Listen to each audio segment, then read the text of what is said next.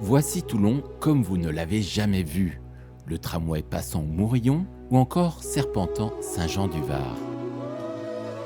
Donc ça, c'est la photo noir et blanc de départ. Là, vous avez la photo, l'image couleur que j'ai fait avec IA où j'ai rajouté des personnages. Et ensuite, vous avez la version animée, voilà, où là, vous voyez les interactions entre les personnages. Laurent Arnaud est graphiste et depuis quelques mois, il a une drôle d'occupation.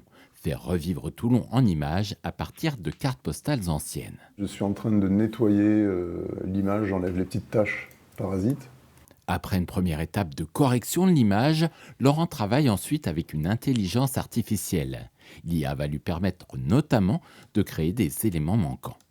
Ce qui m'intéressait, c'était de faire vivre les archives. Je voulais un rendu particulier qui soit entre la peinture et la photo. Et lorsque l'IA crée le mouvement, le résultat est bluffant. Voici le cours Lafayette, il y a plus de 100 ans. Déjà avec son marché, comme aujourd'hui, les mêmes échanges et presque les mêmes visages. Une évocation pleine d'humanité. Pour arriver à ce rendu, Laurent a développé des prompts, comprenez des ordres très précis pour l'IA. C'est le même processus que si vous dessinez. Quand vous dessinez, votre cerveau dit à votre main, vous allez mettre ça là, faire ça comme ça. Quand vous faites une photo, vous décidez de votre cadrage, de votre lumière, de vos réglages.